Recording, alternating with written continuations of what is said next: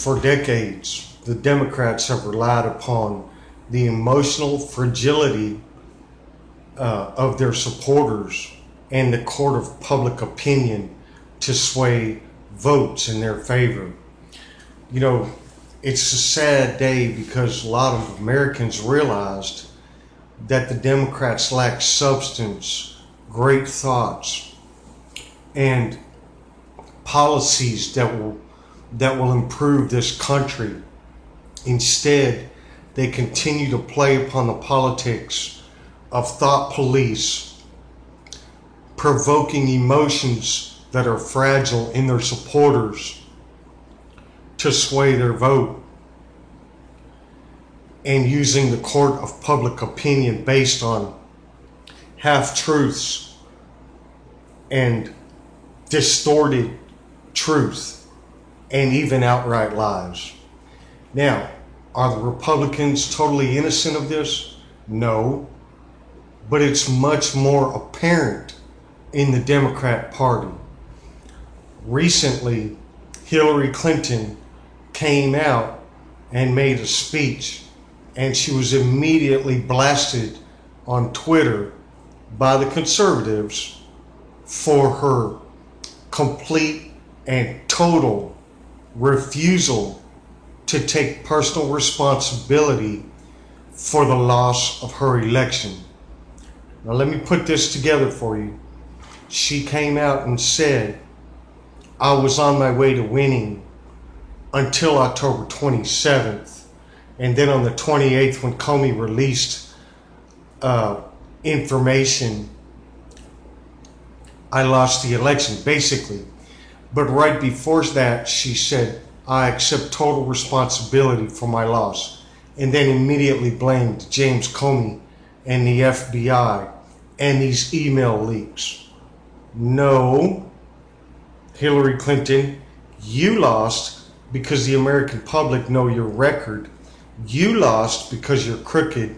You lost because the American public could not put you into office based on their good judgment. So, I was looking through the Twitter after that, and Hillary Clinton got miles and miles of praise by her supporters. See how that works? Today, FBI Director Comey testifies in Congress, to Congress, the Intelligence Committee. The ranking member, Dianne Feinstein from California, a Democrat who's been in office longer than most millennials have been alive, immediately starts this line of questioning that will sway the court of public opinion and is setting the stage for 2018 and 2020 in case they lose, and gave FBI Director Comey the opportunity to answer these questions in a way that would seem like the story has not been told.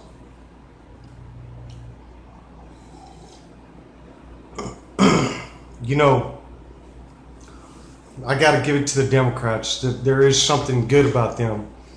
They are professional. They do have some professional writers who write these questions out for these senators. And there is probably a lot of thought put into it so that you can word the questions in a way that is not going to be totally straight to the point and still leaves a question mark as to whether the truth is known or not. And there is a reason for that, and it's because they want to set the stage to leave this door open to the fact that they believe in the unproven claim being a truth about Trump's connection to Russia, about Russian meddling in the election.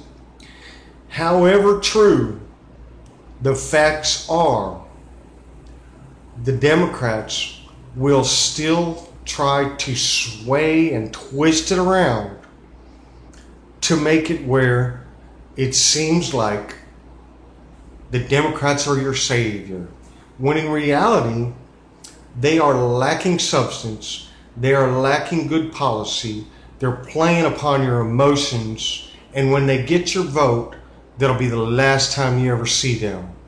They are not working for you. They are manipulating the public, manipulating the public's opinion, manipulating the public's emotions with half-truths, twisted reality, and outright lies. Now, the Republicans played a little bit of that today too by talking to FBI Director Comey about Huma Abedin and Anthony Weiner and this routine practice that Huma Abedin had of forwarding Clinton's emails to Anthony Weiner's laptop so that he could copy them for her, and then she would present them to Hillary Clinton. And the FBI director stated he didn't see that she had the foresight of breaking the law. It didn't seem wrong to her. It seemed as though it could be a normal practice. So therefore no charges were recommended. And of course, the Attorney General Loretta Lynch, being a devout Democrat, would have never charged them. But the FBI Director Comey did state that a crime possibly was committed. Now, the Russians meddled in our elections. The Russians ended up with a bunch of emails.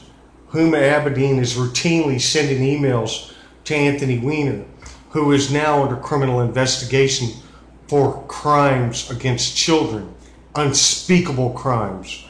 You know, the thing about this whole twisted mentality story is, how do we know? When you really look into Huma Abedin's past, when you really look at who she's connected to, when you really look at her background, her work history before she started with the Clintons, her family tree, what they do, what they're involved with, what her belief system is, and then you deal with Anthony Weiner and then connect it to this Russian deal, how do we know that Huma Abedin is not a Saudi spy and that Anthony Weiner is connected to the Russians and now he's a fall guy? How do we know that that didn't fall in place and then the Democrats twisted it around to try and place it upon Donald Trump because he has financial business dealings with his company in Russia, real estate? It was stated that the Russians used their influence and power in real estate deals to gain favors from Americans and American politicians and da-da-da-da-da-da-da. You know, they will do anything they can to twist the story in the event that they have catastrophic losses in 2018, the Democrats, and Trump wins the presidency again in 2020. So right now, the Democrats are setting the stage to make it appear like Hillary's a victim with zero evidence. They're also setting the stage that the election was a farce so that they can use that as a talking point when the 2018 midterms come and the next presidential election. They are the thought police, the emotion-provoking party for the fragile common Democrat. They play upon the court of public opinion instead of facts. They rely upon these three main things instead of substance, good policy, and working for the American people, including those who elect them and the ones that don't. So, if your opinion of the Democrat Party is one of them being on your side, I would suggest that you dig deeper into it, ask more questions, find out what the story behind the story is, and see between the lines of their timing and their motives and their manipulation of the American people. And it's all coming down to just a vote. You understand what I'm saying? That is your Democrat Party of today. I'm not saying Republicans are not dirty. I just gave you an example. The Republicans are dirty too. But the Democrats' main focus are these tactics. And then they tend to blame the Republicans for everything that they are doing. Just watch and see, read between the lines, do your own research, and you will see how dangerously crooked and twisted the Democrat Party has become. It is embarrassing to the world. It is dangerous for our economy. It is dangerous for our position in the world stage. It is dangerous for the average American. It is dangerous for our country from a military perspective. It is dangerous for our country from a leadership perspective to continue to follow the Democrat Party in its current form. I would suggest to any Democrat, and in case you didn't know it, I used to be a Democrat too, long time. I would suggest to any Democrat that does not see this with their own two eyes to do some research, read the facts, find out what your local representative is doing for you, and then decide for yourself. But I want to caution you, continuing to follow the Democrat Party of today and re-electing these dinosaurs who need to be replaced is irresponsible, it's anti-American, and it's potentially treason. You will decide to go against what America stands for if you continue to follow the Democrat Party of today. I want to caution you because the Republicans are going to rise. They're going to continue to rise.